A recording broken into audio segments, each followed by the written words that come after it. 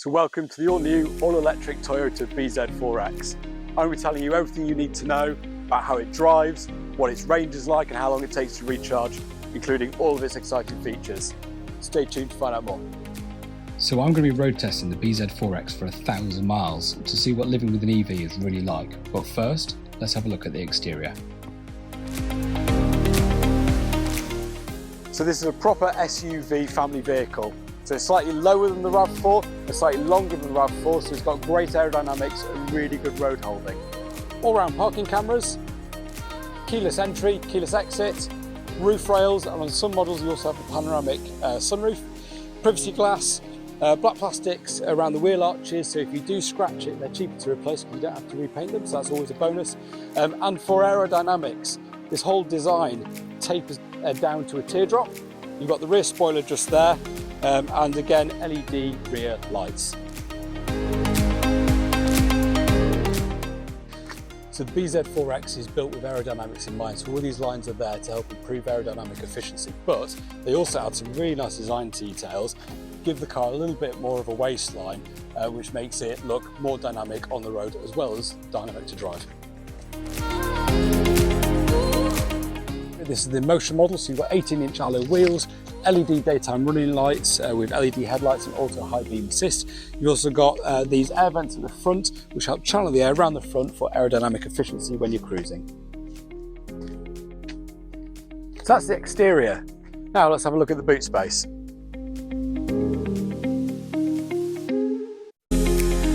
So the bZ4X has 452 litres of boot space. Storage underneath for the charging cable. It also has an adjustable boot floor, so you can lower the floor down to give you more space again.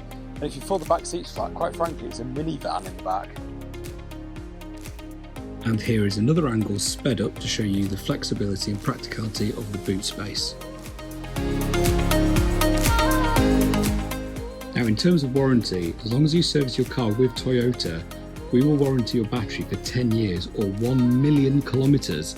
That's 620,000 miles. Find an engine that's warranted for that long. Even the highest mileage drivers are unlikely to exceed that distance. So I'm going to kick off by doing my first long journey tomorrow morning. It's 240 miles to a friend of mine's army passing out parade. I've not driven that far before in an electric car, and I've got a bit of range anxiety, but I thought what better way than throw myself into the deep end to get to understand what range anxiety actually is, how it feels, and how to overcome it. Anyway, more on that in a bit. First of all, the interior.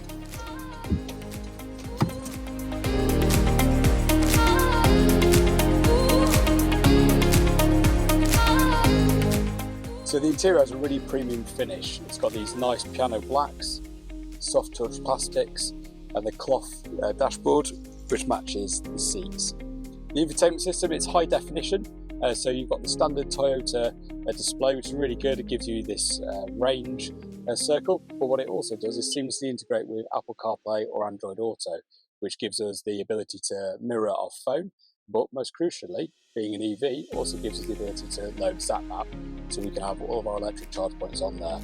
The native system, so the Toyota software will also do that, but ZapMap is just the easiest way to do anything. There's another video on our YouTube which will show you how to do that. So the driving position is really good. There's loads of adjustments down by the sides of the seats, and from the mid-range trim level above, which is called the Motion, they're even electric adjusting as well, so push yourself around.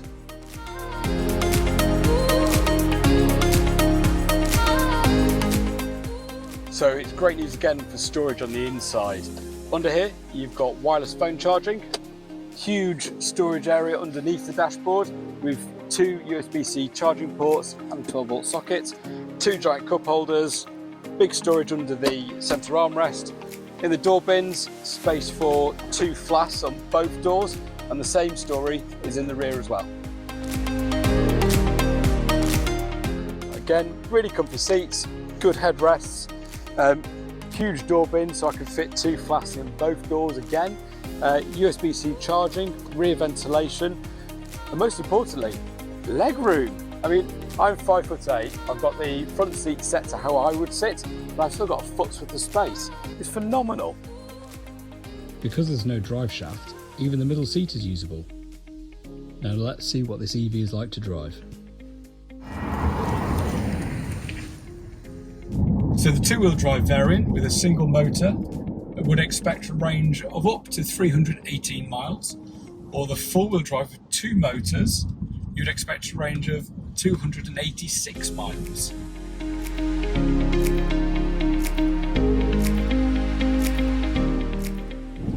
So you could charge the 71.4 kilowatt hour battery at 150 kilowatts using a public CCS fast charger.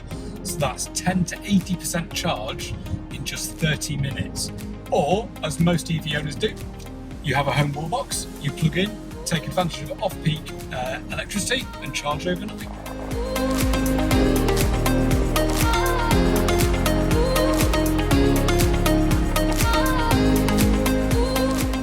So the bZ4X delivers 0 to 60 in 6.9 seconds, which means when you put your foot down, it's as quick, if not quicker, than most petrol diesel cars in its class.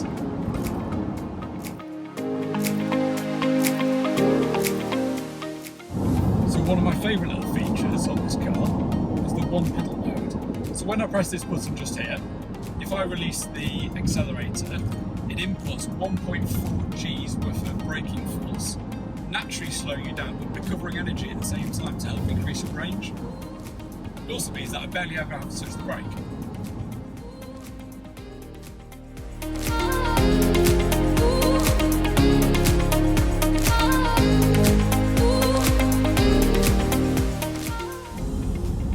So I'm going to start by throwing myself into the deep end.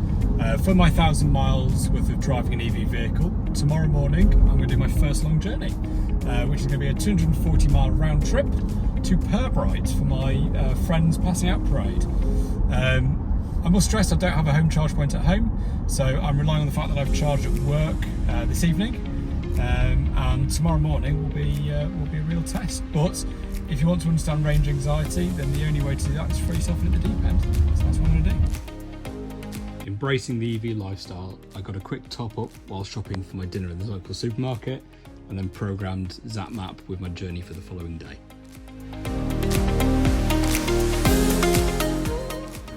So to conquer range anxiety, one of my favourite features of the satellite navigation is this. Go into the display, select range limit, and then it shows you how we have 201 miles worth of range on the battery at the moment, and actually there isn't many places I'm going to travel outside of that range. It's pretty good.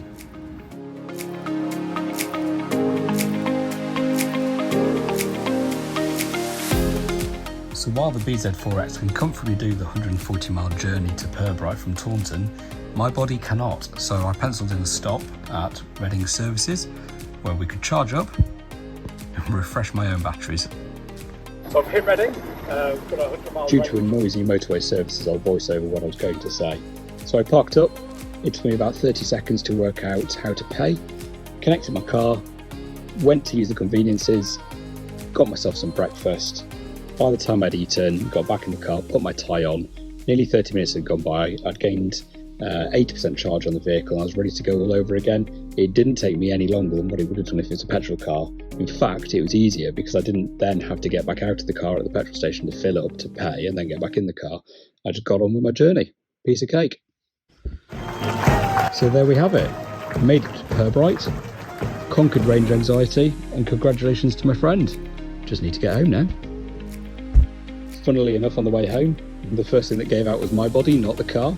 So again, stopped, went to use the conveniences, got myself a coffee and just left the car plugged in while I was doing that. And that again, just topped up the battery, making it really easy to make it all the way back to Taunton without being concerned about my range.